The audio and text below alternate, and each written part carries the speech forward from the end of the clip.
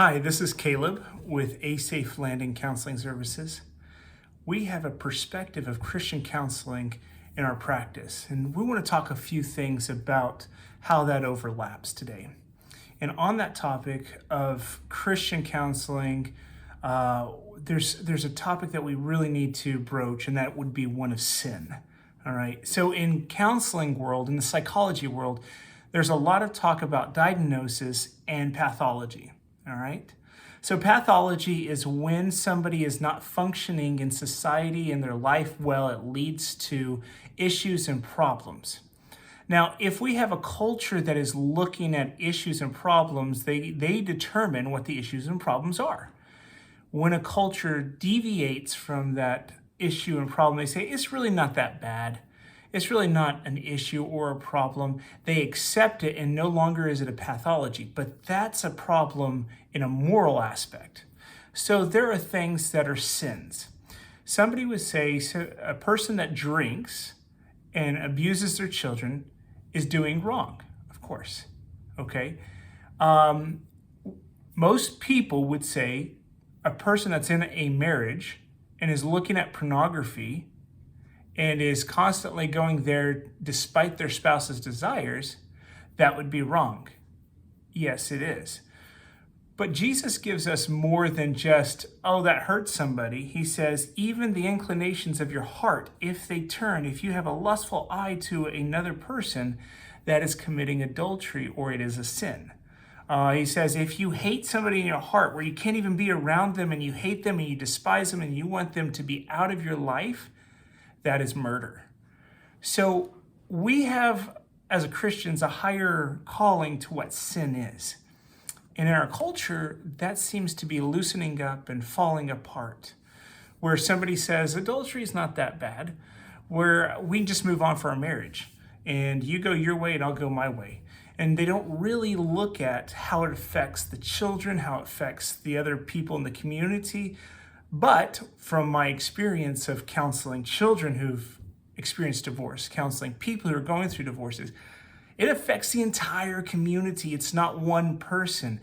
And oftentimes, divorce is deeply, deeply rooted in sin, whether it's sin of selfishness, whether it's sin of self-control, whether it's sin of adultery. Oftentimes, divorce is deeply rooted in sin. There are other sins that create what we call pathology as well. And some of those sins would be things that might lead us into maybe body dysmorphia, where we think, really, I need to be skinnier, I need to be skinnier and skinnier and skinnier. Well, that's the original body dysmorphia that we talked about maybe 10, 20 years ago, and even before. And that's when somebody cannot see the reality of the shape of their body and they think it's more grotesque over here than what it is in the current state, but really it's rooted in self-hatred. When we talk about sin, it always has a fear-based emotion. Sin is fear-based emotion. And in a Christian perspective, sin is doing something outside of the relationship with God. It's not just doing something wrong. It's doing something outside the relationship of God. So there's not that connection with God. Anything that keeps you connected with God is good, but if it disconnects you, that would become sin, because he's always going to pursue you.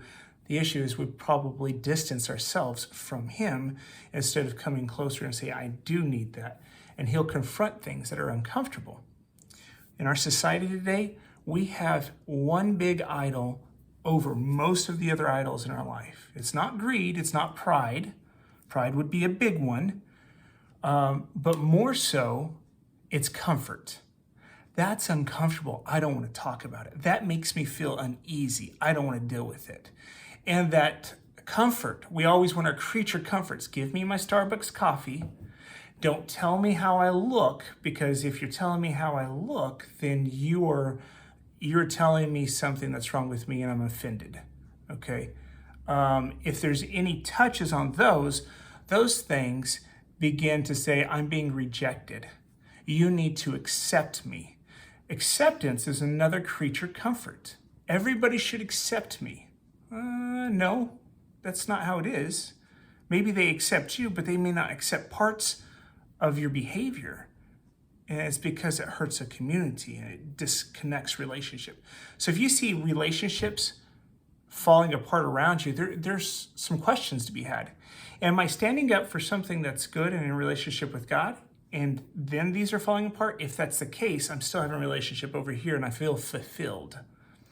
If I'm not standing up for something good and people are saying, hey, that's going too far, and maybe I get little connections over here that feel really good and they just satisfy me and I really need it and I long for it and I can't live without it. If that's happening, that's probably a sign that we're stepping into a sin cycle and a pathology that will lead to depression, anxiety, fear-based emotions, and that's where we want to break those things apart, okay? So in counseling, hey, we're more concerned with people's depression and anxieties. We're concerned with their relational issues. And if they're too strong and I can't handle them, then it must be narcissism, bipolar, borderline, histrionic. Histrionic's coming on a rise right now. So if you go to these counselors and they start using these buzz terms, it's because they go through cycles of what's coming out as pathology. Oh, we haven't looked at that one for a while. Let's use that one. Rather, what we need to pay attention to is the sin cycle and the relationship connection. Are we aware that people are breaking relationship because they feel uncomfortable? Are we aware that people are not connective because they're not in their comfort zone? I don't think God calls us to comfort. He may call us to rest, but when I rest, typically it's not like, oh, this is so comfortable. Usually this is hard to sit still because all these thoughts are coming in my mind and it feels like the anxieties of the week are coming up to surface and they need to be skimmed off. It feels like the deep parts of I can't get this done and that done and I need to, all those come up to the surface and need to be skimmed off, and then I can have rest again in my spirit. That's generally what rest looks like. It's not comfort. Comfort is an idol, and it's a place of sin. Anytime that we are looking for self-comforts that do not lead to connection with God, like coffee, that could be one. By the way, I don't drink coffee, but I have to have it every day, so we go to the same place over and over and over. When we do habitual things like that, it's probably a sense of idolatry. So we want to come back and say, okay, what is pathological in my life? How do I break the sin cycles? And how do I get more connected with God? The first step to that is asking, God, where do I need change in my life? If you can ask that question continuously, what more can I grow in? Where can I create more change? Is it going to be uncomfortable? When I go exercise, it's not always comfortable. In fact, generally it's not, because my body's going through a stressor. But when we walk with God, it's very similar. And then we have a fuller life where we're living fully alive and there's more happiness and more joy and we're more present because we're not looking for the next comfort down the line. I hope this is helpful, because what we need right now in this culture, in this month, is breaking things off. Breaking things of pride, breaking things of self-hatred off.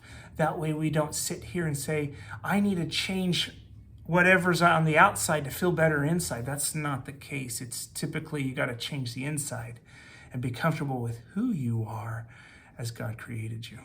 I hope you feel the love of God more than self-hatred, more than fear of acceptance, because you are loved and cared for and seen. He knows you and he wants to bless you and see you. He wants to give you life. He wants to give you great plans to prosper you and not to harm you, because he cares so much about you. And that's where we break the sin cycle, realizing that he cares enough about me that I can trust him to change things in my life, even if it's uncomfortable.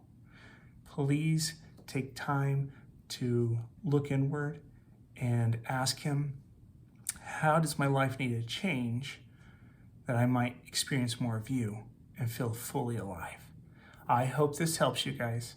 I hope this propels you into a challenging growth, right? We're not going to get into that comfort mode and get all cozy. No. We're stepping into life and abundantly, and sometimes that means